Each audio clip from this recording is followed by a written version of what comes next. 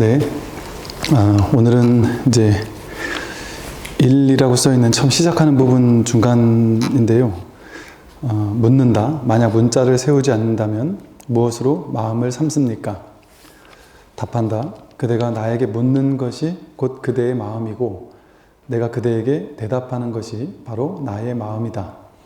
나에게 마음이 없다면 어찌 그대에게 대답할 수 있으며 그대에게 마음이 없다면 어떻게 나에게 물을 수 있겠느냐.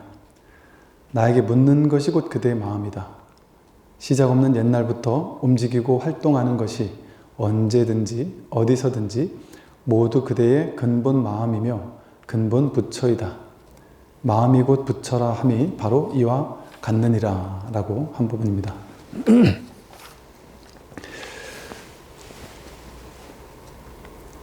그대가 나에게 묻는 것, 그게 그대의 마음이고 내가 그대에게 대답하는 것, 이것이 바로 나의 마음이다. 마음이 없다면 어떻게 대답할 수 있고 또 어떻게 물을 수 있겠느냐. 나에게 묻는 것이 곧 그대의 마음이다. 이제 이런 말을 우리는 하죠. 방편으로.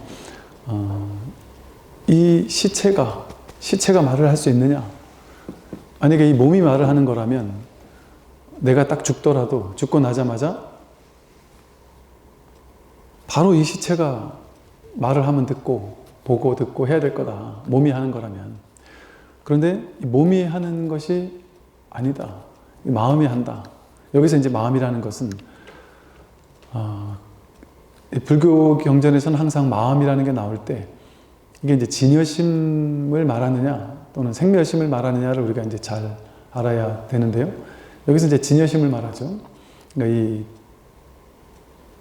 한마음, 일심 하듯이 이 진정한 자기의 본래 면목, 이걸 이제 법, 자성, 불성, 본래 면목, 주인공, 혹은 이제 마음, 이렇게 얘기를 한단 말이에요. 그래서 선에서는 이 본래 면목을 마음이라고 이름 붙여요.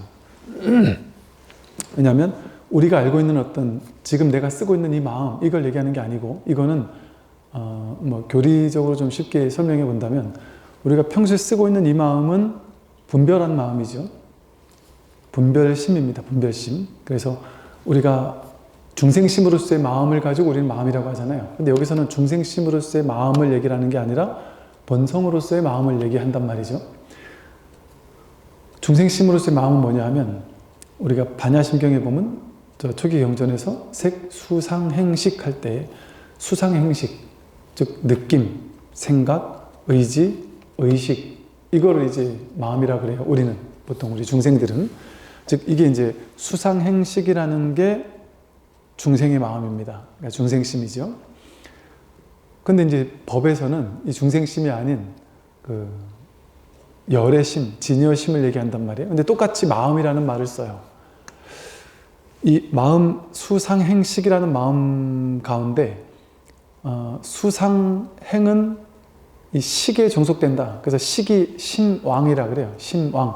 마음 가운데, 이 네 개의 마음 가운데 왕이 되는 걸 식이라 그러고요. 나머지 세 개는 심소, 마음의 부수적인 것들이라 그러거든요.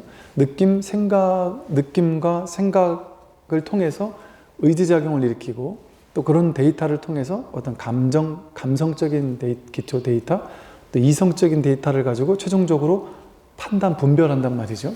그래서 대상을 파악해서 아는 마음을 식이라고 그러거든요. 식.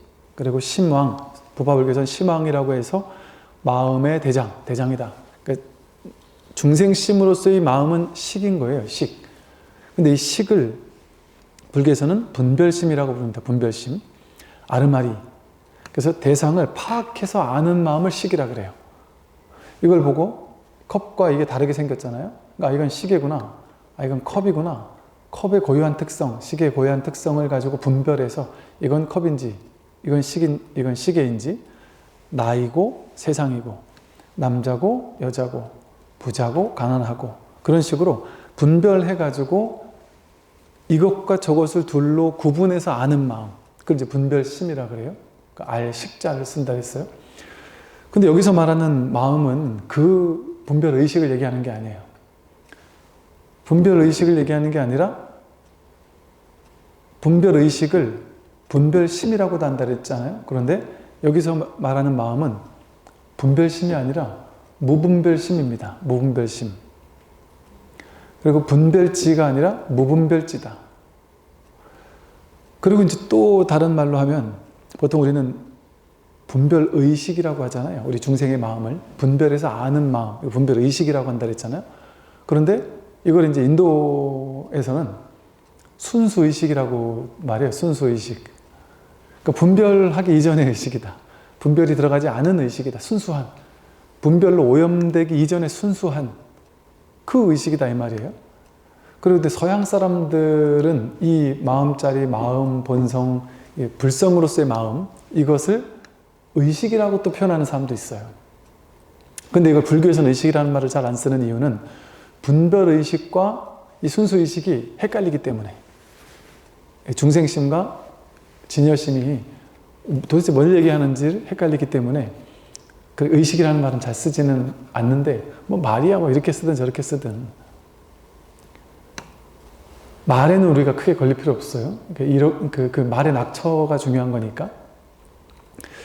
어떤 분들은 그 특정한 용어가 나오면 일단 소스라치게 막 싫어하고 이러는 경우도 있는데 굳이 그럴 필요는 없습니다. 그 낙처를 잘 쓰면 되니까. 예를 들어 뭐 불교는 무하다.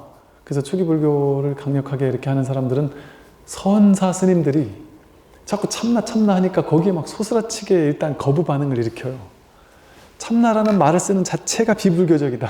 그래서 일단 안 제끼는 거예요. 저건 외도다.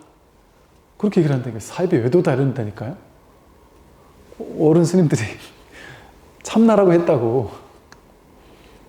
근데 그 말의 낙처를 봐야지 그 용어 하나만을 가지고 이제 그렇게 해서는 안 되겠죠. 물론 그런 데에는 이게 좀 이제 법을 설하는 분들의 뭐랄까 이게 좀 세련미가 없달까? 이래서 그럴 거예요 아마. 묵직하게 그냥 밀고 나가니까. 즉 이 세련미라는 게 뭐냐면 내가 세우면 세운 것을 스스로 잘라야 되거든요. 깨뜨려야 되거든요. 스스로 이렇게 깨뜨리는 거를 좀 안 하게 됐을 때 그런 오해를 하는 사람들이 좀 아마 있는 것 같아요. 이걸 왜 식이라고 했느냐? 식은 아는 마음이잖아요. 알아차리는 아는 마음이거든요. 근데 우리 중생들의 분별해서 아는 마음은 큰 사람과 작은 사람을 구별해서 크다, 작다 알잖아요. 남자, 여자를 구분해서 남자다, 여자다 알잖아요. 이건 분별해서 아는 마음이잖아요. 우리가 안다고 할 때 지금까지 우리가 안다라고 할 때 전부 이거를 우리가 마음이라고 할 때 아는 마음으로 세상을 안다. 마음을 가지고 하지 할 때 그 마음을 우리는 지금까지 뭘 마음이라고 했느냐 하면 분별하는 마음을 마음이라고 알았단 말이에요. 분별심을. 그래서 나야, 난 남자고 나이가 몇이고 키가 얼만큼이고 나는 돈이 얼만큼 있고 나는 경제력은 어떻고 내가 지금까지 초중고등학교 어딜 나왔고 어떤 부모님 밑에 아들로 태어났고 직장은 어딜 다니고 있고 어느 위치에 있는 사람이야. 그거 다 분별하는 거잖아요. 분별의 나잖아요. 분별의 나.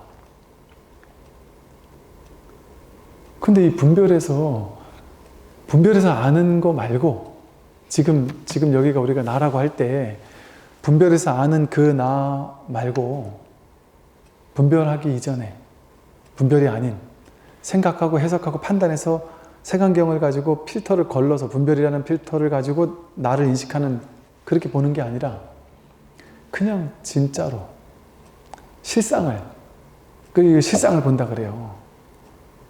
그래서 막 저 인사스님께서 반야심경의 그 깊은 반야를 행했다 할 때 그 깊은 반야는 그냥 깊은 반야라고 하면 사람들이 모른다. 실상을 비춰보는 그런 어떤 반야라고 탁 해야 한다 이렇게 이제 표현을 하셨는데 그 실상을 보는 거예요. 실상을 보는. 우리는 허상만을 봤단 말이에요. 크다 작다라고 했을 때 이건 우린 크다라고 알고 있고 이건 작다라고 알고 있는데 이게 진짜 큰지 알 수 있냔 말이에요. 더 큰 사람들 사이에 가면 우리는 작아지는데요. 그럼 내가 큰지 작은지라고 그걸 가지고 나를 규정할 수 있겠습니까? 그건 거짓이죠. 나보다 작은 사람 사이에 있을 때나 내가 크다라고 규정되지 큰 사람들 사이에 있을 때 나는 작다가 나를 규정하는 말이 되거든요. 그럼 나는 크다도 아니고 작다도 아니죠. 내가 크거나 작은 것은 상대적으로 어떤 인연이 오느냐에 따라서만 상대적으로 임시로 크다거나 임시로 작다고 규정될 수 있을 뿐이죠. 그래서 가명이라고 그래요. 가명. 가짜 이름이란 말이에요. 크다, 작다 이런 거 가짜란 말이죠. 그래서 연기적으로만 임시로 그럴 뿐이다. 그러니까 말로 표현할 수 있는 모든 게 이와 같단 말이에요. 나는 키 큰 사람이야. 이거는 분별이죠. 진짜 실상을 드러내지 못하죠. 실제 여기서 여기 진짜는 내가 키 크다? 이거는 한 생각 일으켰을 때 내가 키 크다 이렇게 할 수 있잖아요. 한 생각 일으켜서 분별할 때만 키가 크거나 작다라고 할 수 있잖아요. 지금 여기서 진짜 자기, 이게 이제 마음이라고도 하지만 법이라고도 하지만 진정한 자기. 그러니까 나는 누구인가 이먹고 진짜 내가 누군지를 발견하자는 거잖아요. 근데 이 마음이 진짜 자기라는 거거든요. 그럼 여기서 진짜 내가 누군지를 탐구해보자는 얘기거든요. 우리는 지금까지 가짜 자기를 나로 알아왔단 말이에요. 한 생각 일으켜서 한번 왜곡해가지고 분별한 해석. 그래서 이거를 직심, 육조 스님은 직심, 곧바로 본다 이랬단 말이에요. 곧바로 본다. 근데 우리는 왜곡해서 굽어서 본단 말이죠. 한 필터로 거친단 말이에요. 그러니까 보세요. 내가 키가 크다, 나는 부자다 이런 거는 한번 왜곡해서 해석한 거죠. 실제 여기서 경험되는 게 아니잖아요. 눈앞에서 실제 생생하게 내가 경험되는 거, 지금 여기서 실제 경험되는 거, 그게 진짜거든요. 여러분 10년 전에 뭘 했는지, 어제 뭐 했는지, 그건 우리 생각으로 봤을 땐 실제잖아요.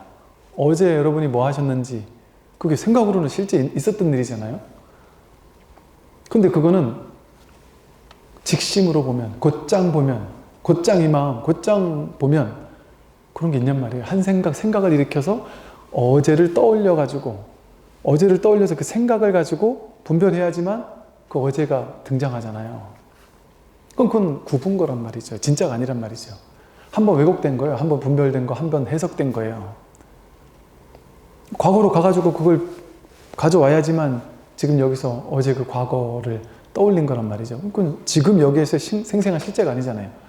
눈앞에 목전의 진실이 아니란 말이에요.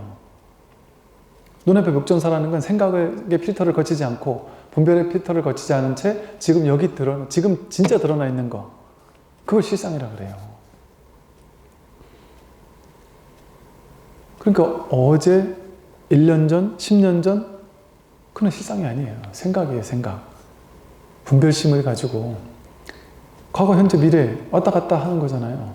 근데 진짜 지금 눈앞에 있는 목전에 드러나 있는 실상은 뭐예요? 그냥 이게 실상이잖아요. 이렇게 눈앞에 지금 이렇게 드러나 있잖아요. 그냥 지금 여기 이렇게 드러나 있어요. 이게 뭐죠? 이걸 보자마자 컵이에요 라고 말하는 것은 허상을 보고 있는 거죠. 과거에 이런 건 컵이라고 했어 라고 배웠던 것을 가서 끄집어 와야 된단 말이에요. 지금으로. 어릴 때 엄마가 이 컵 사진을 보여주고는 그리고 컵이라고 글씨 쓴 걸 보여주고 뒷카드에다가는 컵이라는 사진을 보여줘서 앞뒤로 번갈아가면서 보여주면서 컵 이러면서 배워왔던 거를 우리가 익혀왔던 거란 말이죠. 그래서 지금 이 컵을 보자마자 과거로 가서 과거에 배우고 익혔던 생각을 가지고 분별을 가지고 지식 쌓아왔던 지식을 가지고 이거를 걸러서 해석한단 말이에요. 식이라는 필터를 가지고 이거를 본단 말이죠. 그러니까 진실은 이걸 컵이라고 보거나, 이게 이번에 우리 그 대원정사 오는 분들, 처음 방문하는 분들에게 웰컴 선물 하나씩 드리려고 대원정사 목탁소리 써있는 컵을 하나 제작을 했는데 보니까 우리는 그냥 컵 이러면 똑같은 컵인 줄 알았는데 똑같이 생긴 컵이 가격이 천차만별이에요. 정말 천차만별이 돼요. 그런데다가 우리가 봤을 때는 이게 좋은지 저게 좋은지 모르겠어요. 근데 그게 막 그냥 천차만별로 분별되더란 말이죠. 근데 이 분별의 안목을 가지고 있으면 이걸 이제 딱 보면 이게 얼마짜리인지까지도 알아요. 어떤 사람은. 그게 다 구별되는 거란 말이에요. 그러면 우리는 식이 많은 사람, 분별의식이 많이 증장된 사람은 그걸 세밀하게 분별하겠죠. 그죠? 이거는 얼마쯤 되는 컵이고 이런 식으로까지도 분별할 수 있겠죠. 근데 그거는 사람마다 다 다르죠. 다 다르잖아요. 그 진실일 수가 없어요. 이거를 탁 보자마자 우리는 벌써 과거에 갔다가 한번 와서 굽어서 본단 말이에요. 굽은 마음으로 본단 말이에요. 분별해서 본단 말이죠. 지금 여기 드러낸 생생한 그 분별하지 않고 과거나 미래로 왔다 갔다 하지 않고 그냥 여기 있는 눈앞에 있는 지금 이거 다 보고 계시잖아요. 이거 안 보고 있나요? 다 보고 있어요. 여러분 이거하고 다른가요? 같은가요? 여러분 이 소리하고 같은가요? 다른가요? 다르다고 하면 그건 분별이죠. 이거하고 다르지요 하면 그건 분별이잖아요. 분별론 다르죠. 어떤 사람이 이걸 더 좋아하고 어떤 사람이 이걸 더 좋아할 수도 있고 분별론은 다 달라요. 여러분 지금 눈 뜨고서 이렇게 저를 보고 있잖아요. 그죠? 눈을 감아 보세요. 그 같아요, 달라요? 눈을 뜰 때와 눈 감을 때와 같아요, 달라요? 모양을 쫓아가면 달라요. 근데 모양이 아닌 거 같은 게 있단 말이에요. 같은 거. 봄. 눈을 떴을 땐 눈에 막 보이는 게 보이잖아요. 내용물이 보이잖아요. 환하게 막 연등도 보이고 스님도 보이고 부처님도 보이고 이렇게 분별된 게 보인단 말이에요. 그거는 자기 분별심이에요. 중생심, 분별심. 그걸로 보는 거예요. 그거는 진짜로 보는 게 아니에요. 분별의 허상을 보는 거예요. 허상을. 실상을 보는 게 아니라. 근데 이 봄이라는 이 자체, 첫 번째 자리에서 본다는 이 자체. 눈을 떠도 보고 눈을 감아도 보잖아요. 눈을 감으면 검은 게 보이죠. 검은 걸 보고 있잖아요. 이 본다는 이 근본적인 봄, 자각. 그거를 쉽게 말해서 순수의식이라고 했단 말이에요. 분별하기 이전에 순수하게, 즉 순수하다는 말은 뭐냐면 분별이 없다는 거예요. 분별하지 않고 본다는 거예요. 인식한다는 거예요. 그 마음을 얘기한단 말이에요. 그 마음을. 여기서 마음이라고 할 때는. 그래서 우리는 늘 뭔가를 볼 때, 무슨 소리를 들을 때, 말할 때, 행동할 때, 느낄 때, 알 때, 생각이 일어날 때, 모든 순간에 이게 실상인가 허상인가. 금강경에 범소유상 계시허망 약견재상비상 직견열애. 상이 있는 바 모든 것은 전부 다 허망하다. 이걸 컵이라고, 이걸 시계라고 이렇게 모양을 가지고 이게 모양, 상, 이미지. 상을 가지고 그것을 보는 건 다 허망하단 말이에요. 약견재상비상 직견열애. 만약에 상이 아닌 줄을 바로 보면 곧바로 열애를 본다. 이걸 상으로 안 보면 여기서 이게 열애란 말이에요. 그러니까 부처가 뭡니까? 이거라니까요. 이게 부처라니까요. 어떤 보사님께서 법문을 듣고 있는데 어떤 노스님께서 TV에서 노스님께서 법문을 하다 말고 컵을 이렇게 들고는 부처? 그 부처 별거 아니에요. 이게 부처예요. 그러더래요. 근데 그 순간 쑥 내려가면서 부처네. 그런 인정이 되더라는 거예요. 그렇게 이 공부 해결하는 거예요. 계속 막혀서 도저히 모르겠다. 이게 어떻게 부처냐. 나는 컵으로 보이는데, 하얀색 점 박힌 컵으로 보이는데. 그렇게 계속 분별해서 보다가 그런데 이게 부처다? 이게 도대체 이 순수의식이 뭐냐 도대체 하고 꽉 막혀서 모르겠다. 왜? 알겠다 하는 건 다 분별이니까. 어떻게 보는 게 진짜 보는 거지? 이게 성품을 본다는 거잖아요. 이게 여기서 견성한다는 거잖아요. 견성한다는 건 이 겉드러난 상을 보는 게 아니라 이거의 본질인 성을 본다는 거예요. 성품. 모양, 상을 보는 게 아니라. 우리는 계속 상만 본단 말이에요. 그럼 머리를 자꾸 굴려요. 머리를 굴리면 계속 상밖에 안 나타나요. 아, 이게 컵이 아니라고요? 그러면 뭐 하얀 그건가? 물건인가? 뭔 말을 갖다 붙여도 전부 다 상이잖아요, 상. 여기서 상을 보는 게 아니라 성품을 본단 말이에요. 분별 이전에 순수의식. 그냥 본다라는 이 사실 자각. 이걸 통해 아, 이게 진짜 나구나. 내가 저것을 분별해서 보는 거는 분별심인데 그게 진짜 난 줄 알았는데 분별심이 진짜 난 줄 알았는데 분별 이전에 이 마음, 이게 진짜 나구나.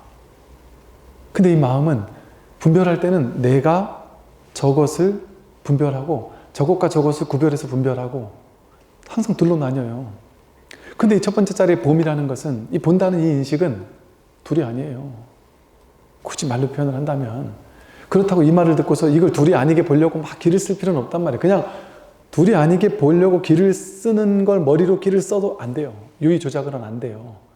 모르겠어요. 어떻게 하는 건지 그게. 어떻게 해야 이걸 둘이 아닌 하나로 보는지 보는 나와 보이는 것이 둘이 아니게 이게 하나로 그냥 봄 하나만 남는 건지 모르겠단 말이에요. 방법을. 콱 막혀야 된단 말이에요. 그래서 여기서 이 자리에서 버텨야 된단 말이에요. 그게 화두가 들린 상태에서 화두가 버틴다, 화두를 들고 있다 이런 식의 표현을 쓴단 말이죠. 그래야 맨날 상으로 모양으로만 보던 습관이 한번 멈춘단 말이에요. 생각으로 풀려고 하다가 이게 왜 부처지 하고 생각으로 막 기를 쓰고 아니면 노력을 해가지고 어떻게 노력하다 보면 이게 풀리겠지. 그 노력과 분별을 다 쉬고 그냥 막혀 있는 거예요. 모르겠다. 모를 뿐. 오직 모를 뿐. 숭산 스님께서는 이 공부 어떻게 하느냐? 그냥 오직 모를 뿐이다. 모를 뿐이에요. 그냥 이게 어떻게 이게 부처예요? 알겠습니까? 알겠으면 된 거고 모르겠단 말이에요. 보통. 모르겠으면 그 모름에 딱 버텨야 된단 말이에요. 난 모른다. 머리로 알려고 하거나 노력으로 애써서 방법을 가지고 하는 건 노력을 통해서 어떤 원인을 제공하는 방법을 가지고 결과를 얻겠다는 거잖아요. 이건 그렇게 해서 다다를 수 있는 방법이 아니다. 그럼 뭐 서울대 카이스트 뭐 공부 똑똑하고 IQ 높은 사람들이 이걸 빨리 풀 수 있을까요? 상관이 없어요. 그거 하고. 불교 공부 50년, 30년 한 사람은 더 빨리 풀까요? 상관없단 말이에요. 자기 분별이 탁 가로막혀야 돼요. 그러니까 생각이 쉬어야 돼요. 생각은 안 되는구나. 모른다. 난 모르는구나.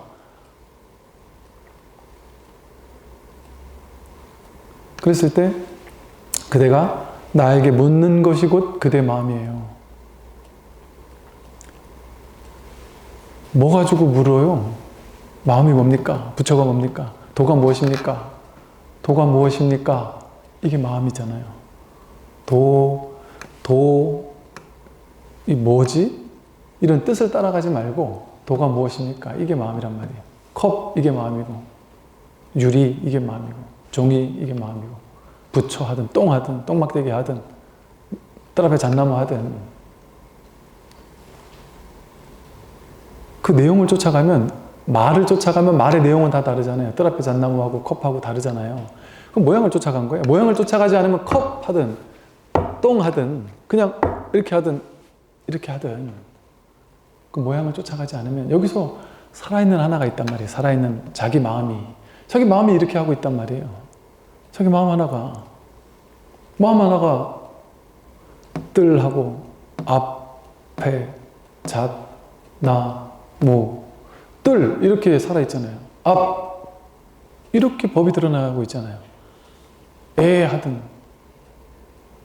뭔 말을 하든 무슨 행동을 하든 모두 마음이 하는 거잖아요. 마음이 이게 자기 살림살이로 하는 거예요. 이게 진짜 자기 살림사람이란 말이에요.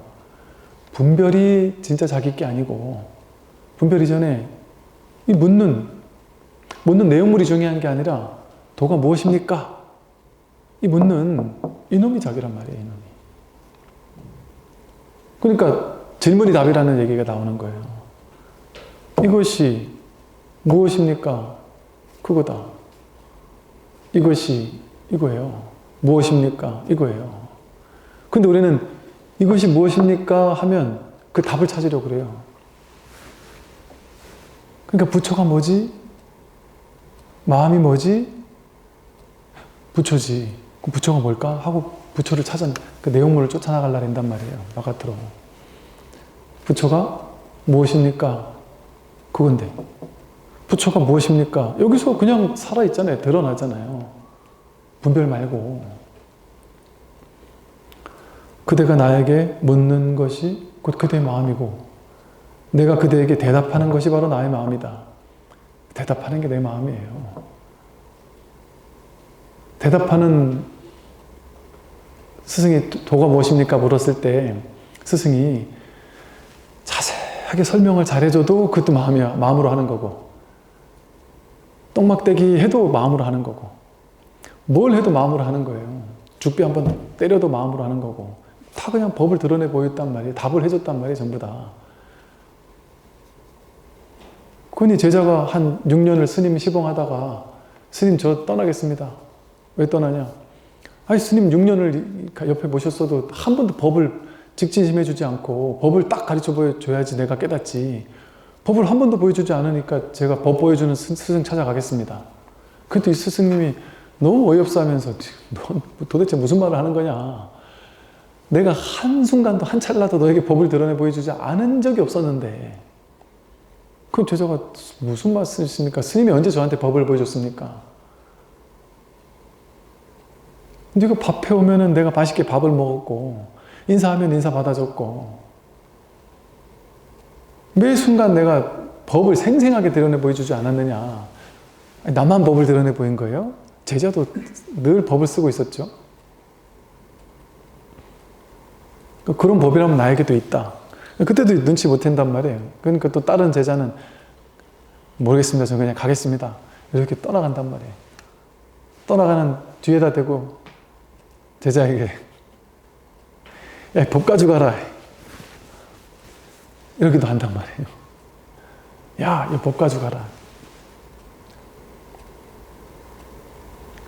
이게 여러분이 매 순간 법 아닌 적이 없어요. 그게 불이법 아니에요? 교리적으로 말하면 법과 진리와 진리 아닌 게 둘로 나뉘면 그게 진리겠어요? 불이법 둘이 아니다. 둘이 아닌 게 진짜 법이라 그랬잖아요. 그러니까 눈이 눈을 볼 수 없는 것처럼 내가 그냥 본래 법이니까 본래법 본래 내가 법이니까 이 법을 못 보는 거예요. 눈이 눈을 못 보듯이. 그 문득 돌이켜서 아 그냥 법이구나. 이걸 확인하면 된단 말이에요. 이 텅 빈 그러나 살아있는 끝간데 없이 고요하지만 끊임없이 살아 생동하는 이 자기의 이게 진짜 자기란 말이지. 이게 진짜 자기. 이게 확실하고 분명한데 어떻게 분명하고 어떻게 확실해요? 이렇게 분명하고 이렇게 확실하죠. 근데 이건 아는 게 아니란 말이에요. 모르겠단 말이에요. 모름이 확실하단 말이에요. 아는 게 아니에요.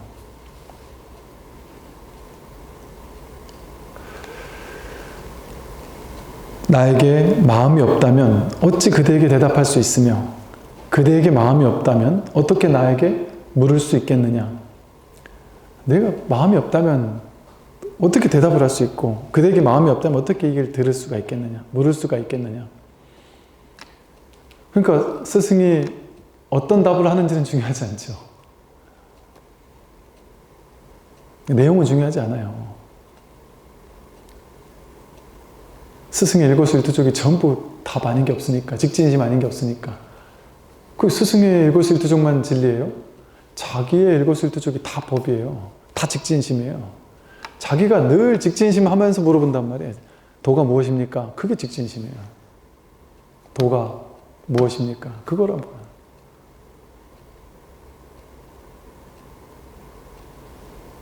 근데 여기서 또 따로, 도를 또 따로 찾으려고 한단 말이죠. 나에게 묻는 것이고 그대의 마음이다. 시작 없는 옛날부터 움직이고 활동하는 것이 언제든지 어디서든지 모두 그대의 근본 마음이며 근본 부처이다. 마음이고 부처라 함이 바로 이와 같다. 시작 없는 옛날부터 지금까지 움직이고 활동하는 것. 이렇게 움직이고 여러분들이 눈동자를 움직이고 숨이 들어오고 나가고 집에서 여기까지 이렇게 걸어오시고 아침 일어나서 세수하고 밥 먹고 잠자고 그 움직이고 활동하는 것이 언제든지 어디서든지 일체 시중 일체 처소에서 모두 그대의 근본 마음이다. 그리고 근본 부처이다. 이게 근본 마음이고 근본 부처예요. 자기 부처를 가지고 지금 자기가 쓰고 살고 있어요. 완벽하게, 생생하게. 그래서 이게 진짜예요. 그래서 부처를 깨닫고 나면 부처가 따로 없고 부처 아닌 게 따로 없어서 부처 아닌 사람이 아무도 없어요. 그러니까 부처가 되기 전에는 너무 부처가 되고 싶고 간절해요. 근데 부처가 되고 나면 이 자기 성품을 확인하고 나면 이게 뭐 자랑할 것도 없고 내세울 것도 없고 맨날 쓰던 거니까 나한테만 있는 것도 아니고 나한테만 좀 귀한 게 있었으면 좋겠는데 모두 다 가지고 있고 다 쓰고 있고 완벽하게 활용하고 있단 말이에요. 자제하게 부족함 없이 완벽하게 자제하게 쓰고 있다니까요. 아픈 사람이 아야아야 하는 게 부처인데 어떻게 아픈 사람에게는 부처가 없어요? 연세 드신 분들이 아이고 내가 힘이 아파 늙어가지고 기력이 없다 하는 게 그게 부처인데 완벽하게 부처를 써서 아프다고 하고 있는데 죽는 사람은 실패가 아니에요. 나고 죽음이 그대로 법이란 말이에요. 나고 죽음이 그대로 법이에요. 그래서 이 법에는 나는 것도 없고 죽는 것도 없어요. 그냥 하나의 법이에요. 하나의 법. 그러니까 이게 특출날 게 없어요. 그냥 너무나도 평범한 거예요. 너무 아무것도 아닌 거예요. 그래서 여러분들이 이제 이걸 알고 나면 이제 이걸 이해를 할 텐데, 이걸 확인하기 전에는 이게 이해가 안 될 텐데, 너무 어이없이 쉬운 거예요. 너무, 막 약간 배신당한 느낌? 속았다 하는 느낌? 왜 그 많은 경전에서 막 이걸 그렇게 막 장엄해놨나 말이지. 불교에서 보면 부처 깨달음, 뭐 진리, 뭐 열반 해탈 엄청나게 장엄돼 있잖아요. 그건 그냥 장엄문이에요, 장엄문. 장엄해놔야 사람들이 막 대단한 줄 알고 막, 야, 이 가치가 있는 거구나 이렇게 생각해서 공부를 하니까. 근데 그 장엄문이 또 틀렸다고는 할 수 없어요. 과장을 하려고 한다면 이 온 우주하고도 안 바꾸는 거예요. 수천억하고 안 바꿔였죠, 당연히. 절대 안 바꾸죠. 자기 목숨과도 안 바꾸죠, 진짜로. 제가 계속만 들을 수 있으면 제 목숨을 드리겠습니다. 그런 부처님 전생담 있잖아요. 진짜라니까요, 그 말은.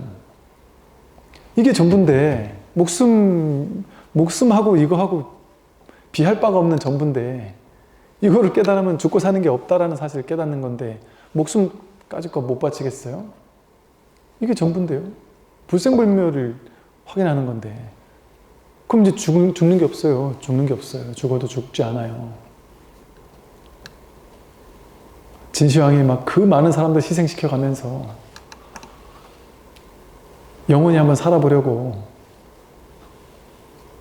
해봐요. 소용없어요. 이 자리를 깨닫기 전에는.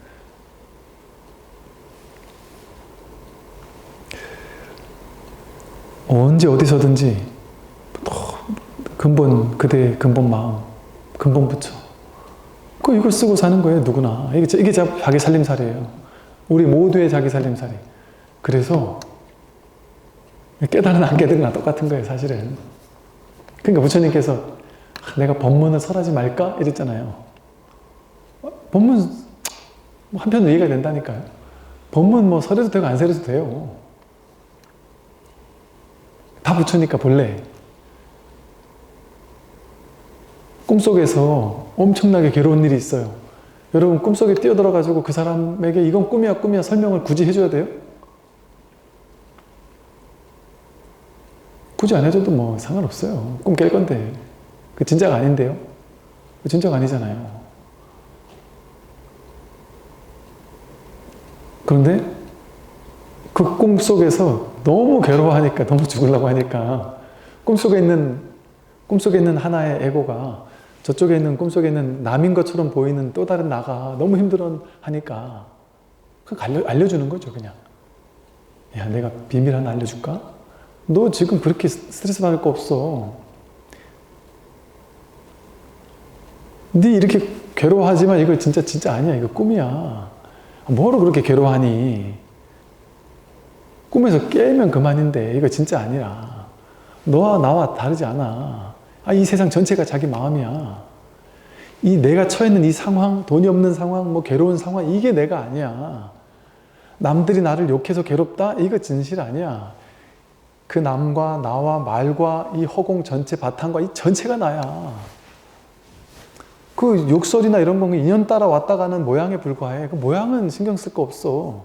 모양은 인연 따라 생겨난 거지. 그건 하나의 바탕인데, 하나의 공인데. 그 내가 거기에 끌려다닐 필요가 뭐가 있느냐. 그냥 그렇게 얘기해 주는 거예요. 착각하고 있는 사람에게 너무 진짜인 줄 알고 너무 생생하게 실감나게 괴로워하니까. 실감나게 괴로울 필요가 없는데 실감나게 괴로워하니까 본인은 그 진짜인 줄 알고 괴로워하니까 진짜 아니다. 부처님은 진짜 아니다 이 소리밖에 한 게 없어요. 이걸 알고 나면 그걸 깨달았다. 열반이다 해탈이라고. 열반 해탈이라는 말이 따로 있는 깨달음이 아니라는 소리예요. 열반.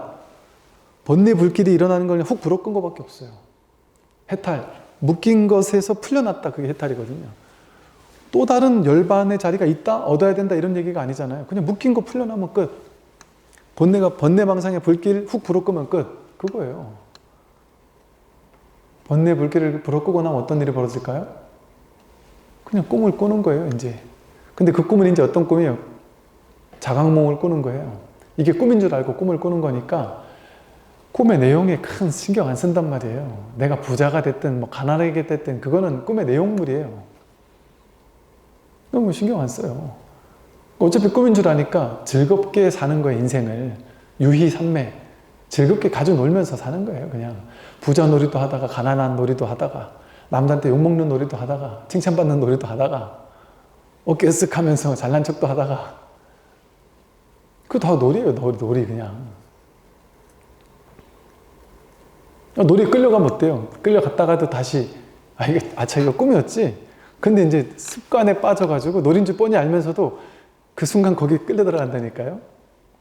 자기 성품 확인했다 하더라도 공부 끝난 게 아니에요. 이제 공부 시작한 사람이지. 겸손한 마음으로, 하심하는 마음으로 이제 공부 입문해서 이제 시작하는 사람이에요. 자기 견성했다고 뭐 도인이다? 택도 없는 소리예요, 진짜. 힘이 없어요. 처음에 공부한 거 가지고. 진짜 힘이 없습니다. 어디 가서 큰 소리 떵떵 못 칩니다. 제가 이게 설법할 때나 이렇게 좀 힘있게 얘기를 하지. 제가 일상생활 속에서 저도 제가 이 설법할 때 이런 얘기 하는 게 신기해요. 일상속에서는 뭐 법이니, 뭐 깨달음이니, 견성이니, 성품이 이런 생각 자체가 없어요, 그냥. 그냥 사는 거예요. 이거 어떻게 얘기하지? 내가 어떻게 얘기할지 저도 모르겠어요. 근데 그냥 이 자리에 오면은 그냥 얘기가 나오니까 하는 거예요. 내가 하는 것 같지도 않아요. 그러니까 실제 그런다니까요. 제가 이제 들어오기 전에 한번 그걸 읽어보잖아요. 한번 이렇게 읽어보면, 야, 이거를 어떻게 말로 설명을 하지? 이거 어떻게 얘기를 하지? 이거 난 못할 것 같다 싶다니까요. 이거 말로 설명을 어떻게 이거를, 나 이거 못한다 이거 싶다니까요, 정말.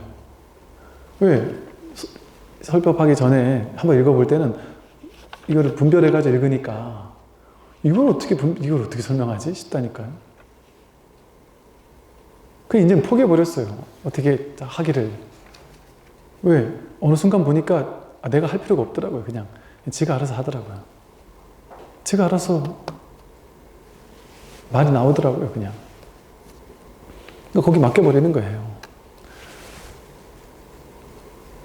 그러니까 이거를 내가 하려고 하면 이렇게 말 못해요. 시작 없는 옛날부터 움직이고 활동하는 것이 언제든 어디서든 모두 그대의 마음, 그대 부처. 마음이고 부처라 함이 바로 이와 같다. 그러니까 우리가 전부 다 지금 언제든 일체시 일체처의 부처뿐이에요. 일체시 일체처의 이것뿐이에요. 제가 어느 날 옛날에 그랬던 거예요. 옛날에 제 스마트폰 첫 화면에다가 일체시, 일체처, 이것뿐 이렇게 써놓고 다닌 적이 있었던 것 같아요.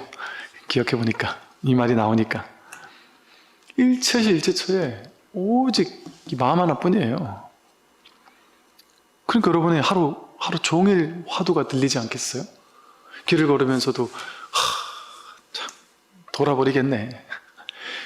지금 이게 부처라는데 지금 이게 걸으면서도 지금 이게 부처라는데 생각하면서도 이게 부처라는데 그렇게 또 의도적으로 막 생각하라는 게 아니라 굳이 말로 표현해 본다면 그럴 어떤 심정, 답답한 심정으로 답답한 심정이 된단 말이죠.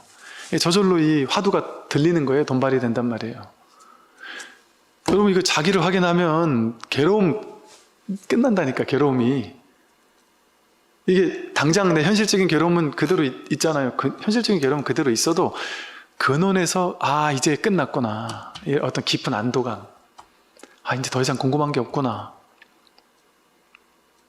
물론 현상적인 것은 궁금한 게 많이 있을 수 있겠죠. 그래서 현상적인 건 공부해요. 이제 재밌게. 오히려 제가 한참 공부할 때는 일체 관심을 딱 끊었어요. 약간 의도도 있었고 또 관심도 없었고. 근데 이제는 뭐 그냥 세간적인 거 공부해요. 저도. 이것저것 두루두루 공부를 해요. 이제 공부해야 돼요. 세간적인 건 공부 다 해야 돼요. 공부 안 하면 안 돼요. 제가 이제 군에만 있다 나오니까 세상을 너무 모르더라고요. 그래서 제가 처음 깨달았어요. 야, 이제 군에서 진짜 온실 같은 데서 편하게 살았구나. 세상에 나오니까 이렇게 세상이 복잡한지 몰랐어요. 여러분 어떻게 사셨어요? 세상이 진짜 복잡하더라고요. 그 조그만 그 포교당 하나 운영하는데 복잡하더라고요. 세상이. 세금 관계도 되게 복잡해요. 무슨 종교인 과세 이거 하나 하는데도 되게 복잡해요. 이렇게 예를 들어 서울에 언젠가 또 포교당을 하나 할까라는 생각을 해보니까 이걸 내가 할 수 있을까? 지금 같은 못하겠어요. 왜? 이거를 내가 상가 건물을 어떻게 사는지도 모르겠고 기왕 살려면 싸게 사야 되는데 어떻게 싸게 사는지도 모르겠고 이건 어떻게 해야 이걸 등록을 한지도 모르겠고 어떤 분들이 와서 저한테 스님 상가 그냥 사면 힘드니까 공매나 경매를 하세요. 그런데 공매가 뭔지 경매가 뭔지도 모르겠고 뭘 이렇게 세상은 공부할 게 많은지 이거 해야 되더라고요. 이제 그냥 내가 지금 당장 할 게 아니니까 그럼 심심할 때 한 번씩 이제 공부해요. 저도 공부는 공부대로 다 해야 돼요. 세상 사는 거는. 그런데 이제 이 법에 대해서는 삶에 대해 세상에 대해서 이제 이거 꿈꾸듯이 하는 거예요. 그냥 공부되면 되는 거고 말면 많은 거고 이해되면 되는 거고 말면 많은 거고 그냥 아는 만큼만 하고 정 모르면 주변 아는 분들에게 여쭤보면 되니까. 그런데 이제 뭐랄까 이게 이제 근원에서 이제 좀 안심, 안도감. 이제 이 사실을, 이 진실을 아니까, 이제 이렇게 공부해 나가면 되겠구나, 이제. 내 습 저복하면서, 내가 이렇게 끌려가면 끌려간 줄 알고, 저도 옛날에, 저는 까맣게 잊어버린 줄 알았는데, 갑자기 얘기하다가, 옛날에 조금 이렇게 상처가 됐던 그 얘기가 갑자기 나오니까, 순간 훅 해가지고 그 사람 욕도 하게 되고 그러더라고요. 그 인연이 탁 동한버리면은 그 인연이 올라온단 말이에요, 또. 그러나 그뿐이죠. 제가 그렇게 여법해졌다라는 게 아니라 그 알 수 없는 깊이에서는 이게 흔들릴 수 없구나 하는 굳은 믿음이 생긴단 말이에요. 이게 그래서 믿음의 성체, 신성취라 그래요. 진짜 그렇구나. 이 믿음이 이제 자연스러워진단 말이에요. 그 근원에서는 정말 이제 확고한 믿음, 어떤 안심, 안도감 같은 게 딱 있으니까 이제 좀 쉴 수 있겠구나. 이제 좀 쉬면서 이것저것 쉴 수 있어요. 그래서 이 공부가 진짜 중요한 공부예요. 그래서 한번 내가 누군지를, 세상이 무엇인지 내가 죽고 나서 어디 가는지, 어디로 가는지 궁금하지 않아요? 여러분 괴롭게 사는 거, 지금까지 괴롭게 산 게 억울하지 않나요? 저는 더럽고 치사하더라고요. 제가 젊었을 때 왜 깨닫고 싶었냐면, 제 인생을 보니까 이제 더럽고 치사하고, 좀스러워서 못 봐주겠더라고요. 좀 좋은 일 생기면 막 좋아하다가, 좀 상황이 안 좋으면 막 힘들어하다가, 말 한마디 휘둘리고 이런 모습을 쳐다보고 사는 게 비참하더라고요. 지긋지긋하더라고요.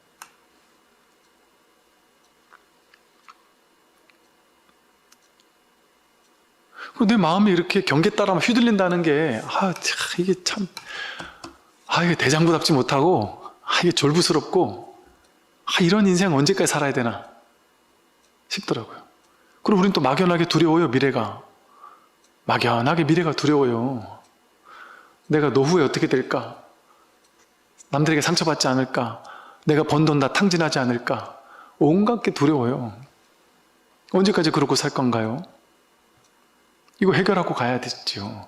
해결하고 근원적인 안도감 속에서, 어떤 깊은 안심 속에서, 이제 내 길을 찾았구나. 이제는 그냥 이렇게 공부해 가면서 평생 살면 되겠구나. 하면서 이제 가게 되면, 이제 한숨 던 거란 말이죠. 그래서 이제 이렇게 살면 되겠네. 하고 사는 거예요.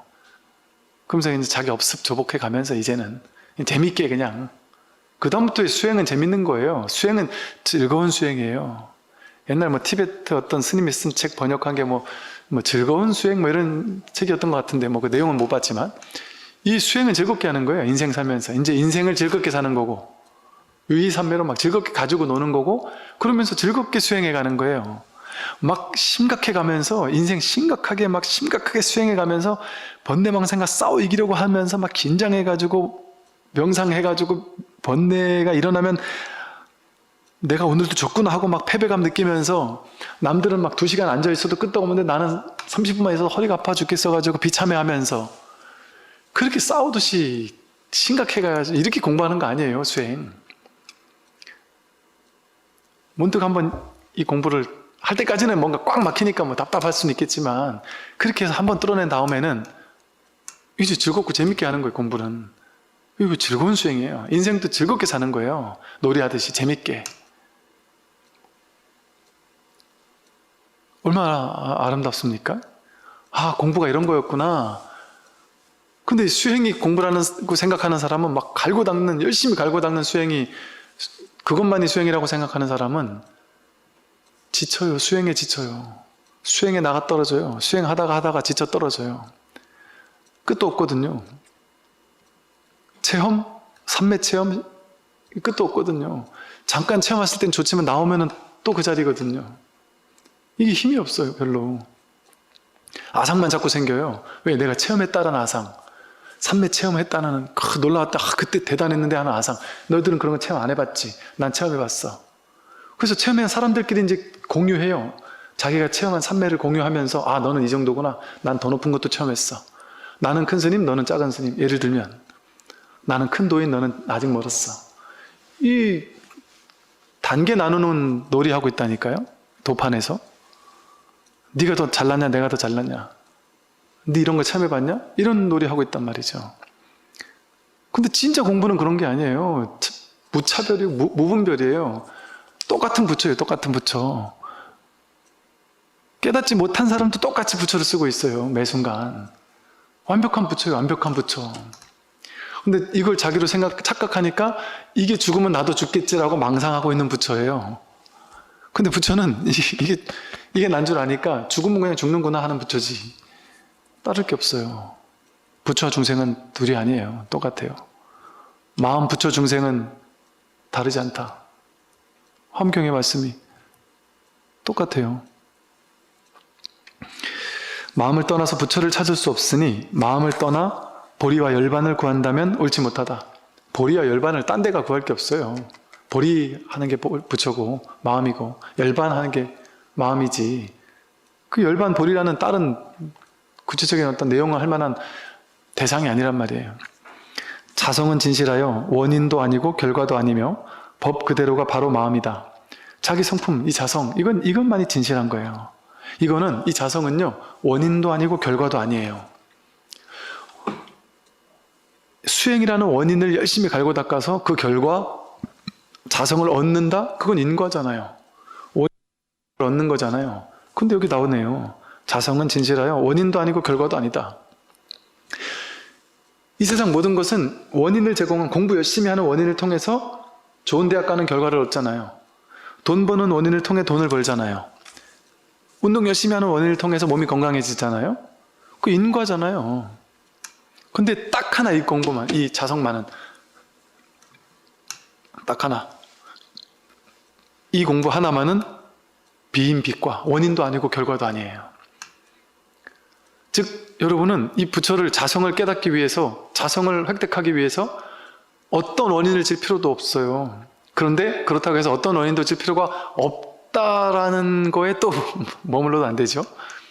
그러니까 하지 않아야 되는데 하지 않아도 또 안 돼요. 그게 중도의 길이에요. 그걸 할 건 아무것도 없어요. 근데 안 해도 안 돼요. 그러니까 어떻게 하되 함이 없이 해야 되냐? 갈고 닦을 건 아무것도 없습니다. 참선해야지만 자성을 깨닫는다? 그렇지 않아요. 법문 듣다도 깨달을 수 있고, 참선하다도 깨달을 수 있고, 연불 하다도 깨달을 수 있고, 길을 걷다가도 깨달을 수 있고, 유튜브 듣다도 깨달을 수 있고, 심지어 정신병원에서 괴로워서 죽을 것 같이 최악의 괴로움 속에서 죽고 싶은 직전에 깨어나는 사람들도 많아요. 요즘에 그런 사람도 많아요.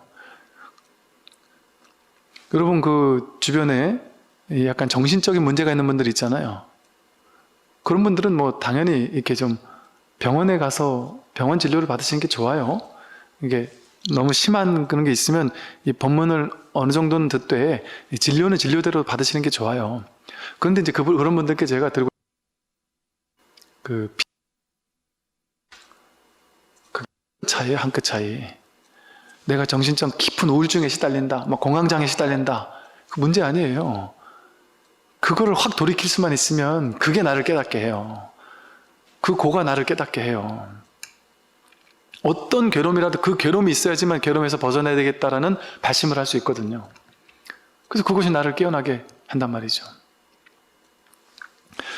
그래서 이 자성은 원인도 아니고 결과도 아니니까 갈고 닦을 필요는 없어요. 막 수행해서 갈고 닦아야 되는 게 아닙니다. 근데 아무것도 안 하면 안 돼요. 그래서 우리가 갈고 닦진 않지만 근데 내가 깨달아야 되겠다는 발심은 있어요. 그러니까 방법은 없다라니까 갈고 닦을 건 없어요. 근데 아무것도 안 해서는 안 되니까 뭐만 해요? 그냥 이 법을 설하는 법문을 듣는 거예요. 법문을 듣고. 그러니까 옛날 부처님 당시에 뭐가 수행이었어요? 부처님 당시 제자들, 제가 불자들 전부 다 뭐 했어요? 계속 부처님 주변에 가까이 가서 법문 들었잖아요. 부처님 아함경 니까에 보세요. 부처님 일대기 보세요. 아침에 일어나서 탁발하고 와서 스님께 법문하고, 또 잠시 후 제가자들이 모이면 제가 신도님들에게 법문하고, 길을 가다가 또 법문하고, 공양 얻어먹고 나서 고맙다고 법문하고, 계속 법문한 것밖에 안 나와요. 부처님은 법문한 것밖에 안 나오고, 경전에는 법문 끝에 깨달았다. 네, 그 얘기예요. 부처님은 계속 법문하신 분이고 제자들은 법문 듣다 깨달은 거예요. 그러니까 이 공부는 자기 혼자 못해요. 자기 혼자 하는 건 진짜 힘든, 진짜 힘든. 우리 전체 인류 70억 인구가 있다면 그 가운데 몇 사람 될까 말까 한 너무나도 힘든 일이죠. 꼭 그 힘든 일을 내가 굳이 그 힘든 일을 할 수가 있겠어요? 근데 이거는 쉽게로 따지면 또 너무 쉬운 일이에요. 근데 어떻게 하는 게 쉬운 거냐? 바른 스승을 만나고 바른 법을 만나는 거예요. 부처님 같은 분은 우리가 만났다 생각해 보세요. 오비구처럼 그냥 가만히 동그랗게 앉아가지고 법문 듣다가 깨어난단 말이에요. 5일, 7일밖에 안 돼가지고 다 깨달았어요. 심지어 사리불가 목건년이 데리고 온 250명의 도반들이 있었거든요. 사리불가 목건년 도반들 250명은 그 자리에서 깨달았다 그래요. 근데 오히려 사리불가 목건년은 1주일 있다가 2주일 있다가 깨달았어요. 바른 법문을 들을 수 있고 바른 스승을 만날 수 있으면 이거는 너무 쉬운 일이에요. 그러니까 할 게 없어요. 할 게. 그런데 법문 듣는 것도 하는 거잖아요 라는 측면에서는 이것도 하는 거예요. 그러니까 아무것도 안 하면 또 안 된다고 하는 거예요.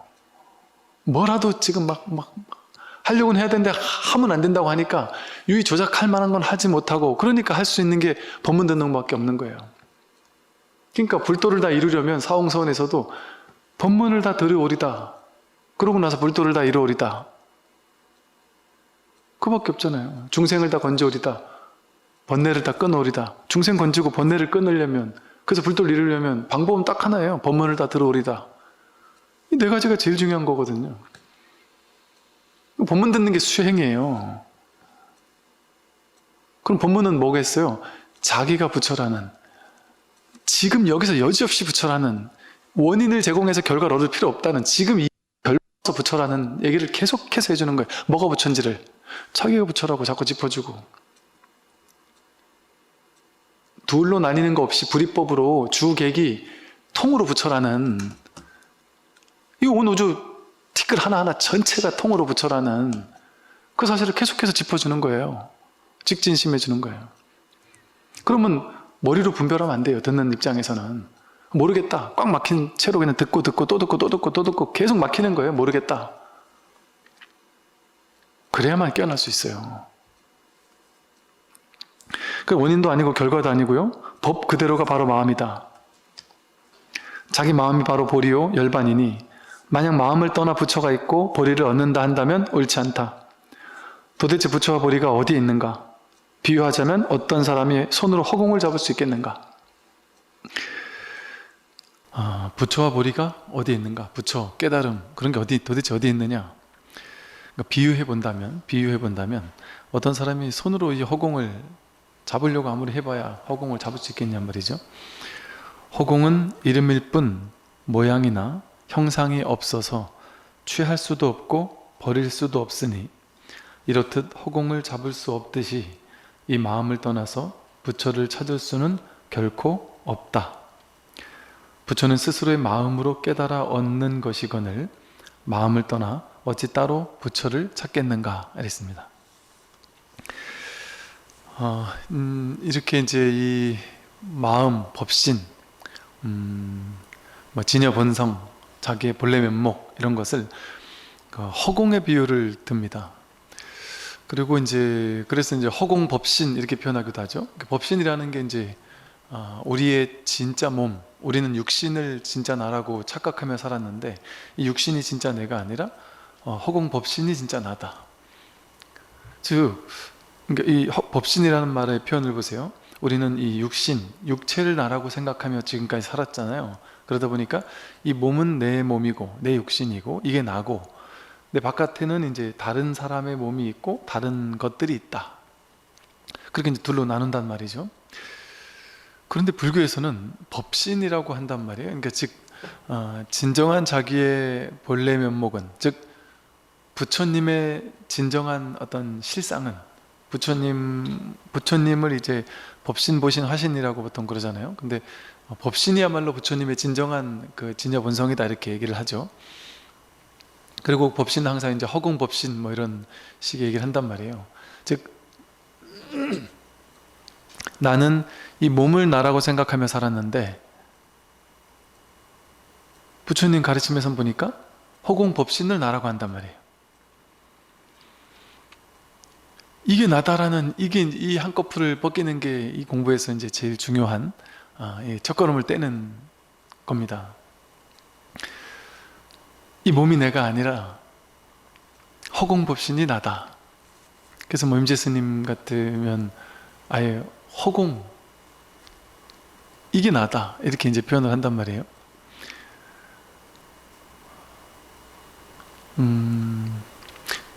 이런 얘기를 많이 드렸었죠. 이렇게 몸은 계속 순환하고 있잖아요. 우리 몸은 지금 이렇게 물을 마시고 아침에 밥을 먹고 이런 걸 통해서 우리가 계속 공급해 줘야지만, 또 호흡도 계속 공급해 주고 공기도 공급해 주고 음식도 공급해 주고 물도 공급해 주고 이렇게 해야지만 이게 유지가 돼요. 잠시라도. 공기를 딱 끊어버리면 이 자리에서 다 아마 쓰러져 죽겠죠. 끊임없이 홀로 독존하는 게 아니라 공기가 없으면 나는 없는 거예요. 물이 없으면 나는 없고 음식이 없으면 나는 없고, 그리고 내가 이렇게 이것들을 호흡을 들이키고 물을 마시고 음식을 먹고 그러고 나서는 또 어김없이 이게 빠져나간단 말이에요. 배출된단 말이에요. 그런데 우리는 이제 어떻게 생각하냐면, 그것도 맞는 말인데 이렇게 먹고 나서 다 빠져나가도 안 빠져나가는 하나는 있지 않겠느냐, 이런 생각을 해요. 그래서 그게 나의 진짜 아니겠느냐 이렇게 생각해요. 여러분 20년 전에 나, 지금도 나 이렇게 생각했는데 그 똑같이 20년 전 몸과 마음과 젊음과 그거 지금 나는 전혀 다르잖아요. 근데도 불구하고 똑같이 나라고 하는 이유를 우리는 어디서 찾느냐 하면, 그때 20년 30년 전과 지금 뭔가 여기 육체 어딘가에 그 변치 않는 어떤 부분이 있을 것이다 이렇게 생각해요. 근데 과학에서도 뭐 원자 전자 뭐 이런 차원에서 보면 싹 다 바뀐다 그러잖아요. 싹 다 바뀐다. 뭐 한 7년 지나면 뭐 몸의 세포가 싹 다 바뀐다 이런 얘기를 또 하던 학자도 있었고요. 그게 이제 인도의 아트만 사상이거든요. 인도 아트만 사상에서는 이제 자아가, 아트만이라는 자아가, 불멸하는 자아가 있어서 갓난아기 때부터 그 어떤 알갱이, 절대 변치 않는 나의 고유성을 유지하게 만들어주는 그 나라는 어떤 본체가 이렇게, 몸은 바뀌지만 이 나라는 본체 알갱이 하나는 딱 끝까지 온다는 거예요. 그래서 얘가 죽으면 얘가 이제 윤회한다는 거예요. 이게 윤회 주체라는 이게 있어. 얘는 죽지 않는다. 계속 바뀌는 뭔가의 나의 어떤 고유한 정체가 있다고 본단 말이죠. 그게 이제 인도 브라만교, 힌두교의 아트만 버마이려 사상이거든요. 근데 부처님 가르침은 그것을 깨면서 등장을 한 가르침입니다. 그러한 자아라고 할 만한 고정된 실체, 영원 불멸하게 나를 이어가는 나의 어떤 정체성이라고 할 만한, 나를 이어주는 고유성, 이런 것들은 없다. 그게 불교 무아사상이에요.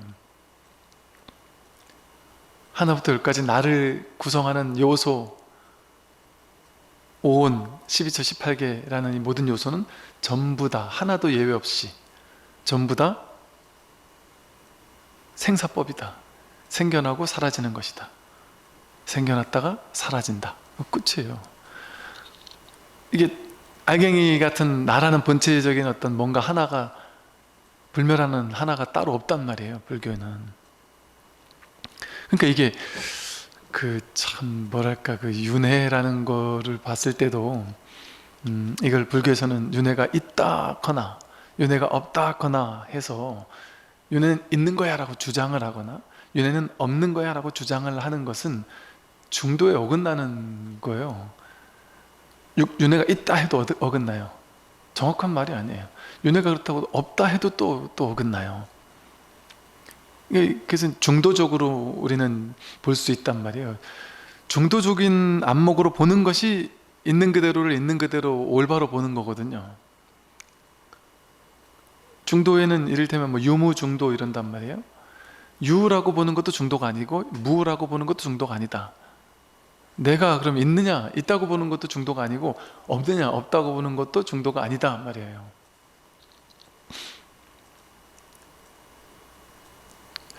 그 바다와 파도의 비유를 들잖아요.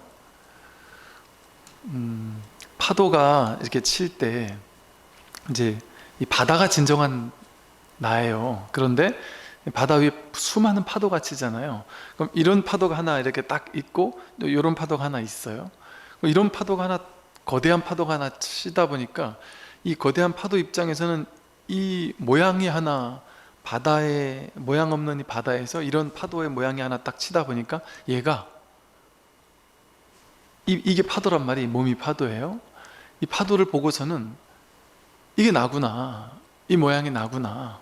그리고 저쪽 나머지 파도들과 나를 비교하면서, 야, 저 파도보다는 내가 더 멋있다, 더 크다, 더 그럴싸하다.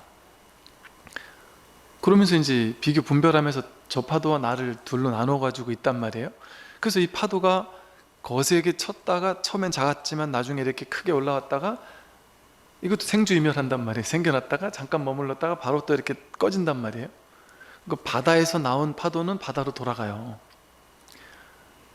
그러면 이제 우리식의 표현에 의하면 파도 하나가 이게 나라는 존재가 윤회한 거예요. 이렇게 태어났어요. 태어났다가 이렇게 다시 바다로 돌아갔어요. 그런데 내가 태어났을 때도 저쪽에 수많은 파도들이 있었어요. 우리는 내가 죽으면 다음 생에 뭐가 될까? 이거에 관심 많잖아요. 내가 죽으면 다음에 사람이 될까? 동물이 되는 거 아니야? 저도 어릴 때 그런 생각만 했거든요. 야, 내가 죽고 나서 동물의 왕국 같은 거 보면서, 곤충들의 세계 이런 거 보면서, 야, 내가 죽고 나서 저렇게 윤회하면, 저 곤충들은 저 지저분한 곳에서, 더러운 곳에서 살고, 동물들은 저렇게 막 약육강식으로 막 뜯어먹히고 그러며 살고, 길바닥에 누워 잘 텐데, 밀림에 그냥 잘 텐데, 온갖 막 벌레들이 와서 물고 이럴 텐데, 난 저렇게 윤회하는 건 공포스럽다, 이런 생각을 어릴 때 했던 것 같아요. 그러니까 나라는 자아가 있다라는 생각을 하니까, 나라는 자아가 죽으면 다음 생에 뭘로 태어날까? 이거에 관심이 많은 거예요. 그건 윤회의 어떤 주체라는 것, 나의 어떤 영원성, 이런 어떤 뭔가를 딱 상정해 놓고 있을 때 그게 가능하잖아요. 근데 이 법의 입장에서 봤을 때는, 이 바다 입장에서 봤을 때 이 파도가 치고 떨어졌어요. 근데 이제 그 바로 옆에서 또 파도가 하나 또 치겠죠. 당연히 파도가 사가라는 또 다른 파도가 칠 거 아니에요? 또 다른 파도가 칩니다. 그럼 그 또 다른 파도는 얘하고 같은 걸까요? 다른 걸까요? 일부는 같을 수도 있고 다를 수도 있겠죠, 그죠? 연결되는 뭔가가 있을 수도 있고 없을 수도 있겠죠, 그죠? 근데 이게 같고 다르고가 상관이 있습니까? 얘가 조금 전에 그 파도와 같은 거냐 다른 거냐가 상관이 있습니까? 그 관심사가 아니죠. 이 바다 입장에서는 내가 파도가 쳤을 때, 나라는 파도가 쳤을 때 저쪽에 있던 모든 파도가 사실은 다 바다잖아요. 다 나잖아요. 하나의 바다잖아요. 불이법 둘이 아니란 말이에요. 하나의 꿈이란 말이죠. 어젯밤 꿈을 꿨을 때 꿈속에 등장인물이 무수히 많았지만, 그래서 우리는 그 꿈속에 있을 때는 그 꿈 가운데 있는 한 명을 나라고 여기고 있었지만, 꿈을 깨고 나니까 바로 꿈속에 있을 때는 이 등장인물이, 야, 내가 죽고 난 뭘로 윤회할까? 이거에 관심이 많아요. 그리고 너는 뭘로 윤회할까? 너는 뭘로 윤회할까? 야, 저 사람은 좀 성격 더러우니까 죽으면 다음 생에 나쁜 놈으로 윤회하겠지. 안 좋은 상황으로 윤회하고, 나는 이 사람은 성격이 좋으니까 착하게 윤회하겠지. 이렇게 생각을 할 거 아니에요? 근데 꿈을 깨니까 답이 딱 나온단 말이에요. 이 꿈 전체가 하나의 마음이었고, 꿈속에 등장인물 전체가 나였는데, 니는 뭘로 윤회하고 니는 뭘로 윤회하는 게 관심이 있습니까? 하나의 꿈인데, 하나의 바다인데, 그게 일치유심조의 수식이에요. 일치 모든 것은 마음에서 나왔다. 마음이라는 바다에서, 다 마음에서 나왔단 말이에요. 그러니까 이 파도와 그 옆에 있는 또 다른 두 번째, 아까 왔다가 간 파도와 지금 다시 생겨난 파도가 같다고. 그러니까 우리도 마찬가지잖아요. 예를 들어 우리 이제 분별의 사고방식에서 봤을 때, 내가 남자가 살다가 죽고 다음 생에 미국에서 여자로 태어났다. 그러면 그걸 100% 같다고 할 수도 없고 100% 다르다고 할 수도 없잖아요. 어떤 연결성이 있을 수도 있죠. 아까 그 파도가 조금 전에 다른 파도가 쳤으면 그 파도의 일부가 이쪽으로 또 왔을 수도 있으니까. 근데 그게 뭔 의미가 있냔 말이에요. 뭐가 중요하냔 말이에요. 그러니까 내가 다음 생에 죽으면 뭘로 태어나지? 우린 관심이 많잖아요. 그거 의미 없는 생각이죠.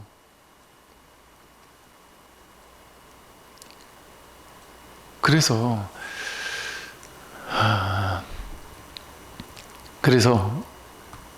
이런 말들이 있어요. 제가 대학 다닐 때 불교학과에서 공부를 하면서 이런저런 공부 얘기를 하다가 그게 이해가 안 되더라고요.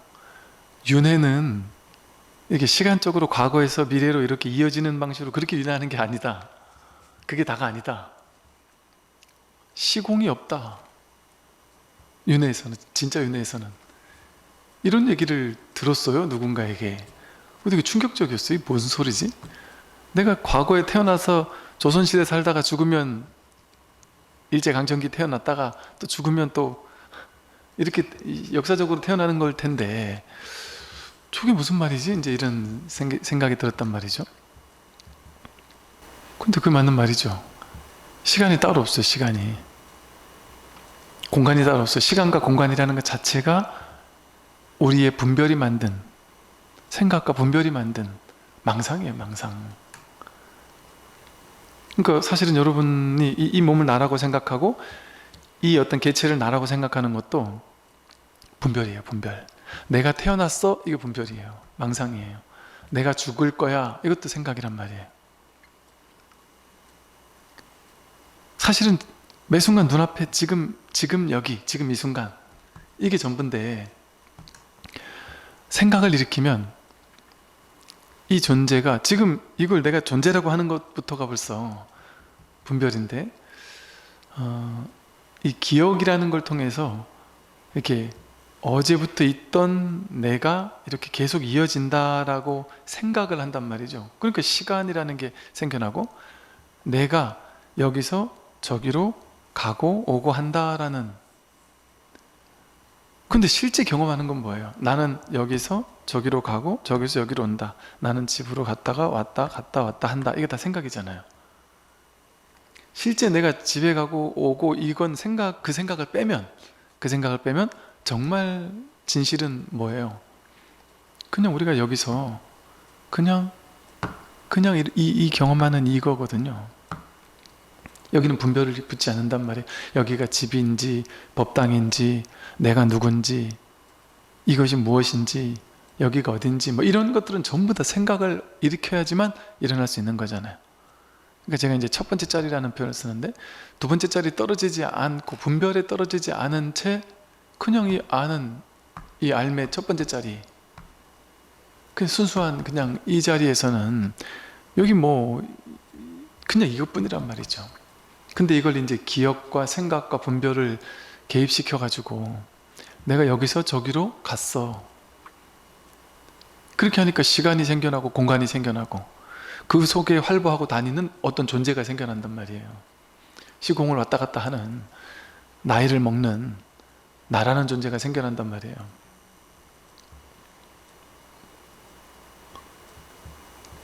우리가 진짜 경험하는 거는 그 시간을 경험하거나 공간을 경험하지 않아요. 그거는 그냥 생각이고 생각을 일으킬 때만 경험하죠. 나도 어때요? 나도 생각을 일으킬 때만 나를 경험하지 않나요? 여러분이? 내가 생각을 일으키지 않으면 그냥 멍 때리고 있으면 거기 내가 있어요? 나라는 생각조차 없으면?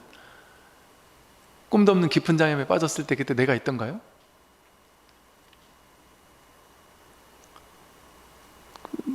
나라는 것은 한 생각 일으켰을 때, 분별했을 때 나가 있는 거예요. 그러니까 나라는 것 자체가 생각이에요. 그래서 상이라고 하죠. 나라는 상, 모양이에요. 모양. 진짜 나가 아니라. 그 사실은 뭐랄까, 그냥 늘 무아예요. 늘 무아.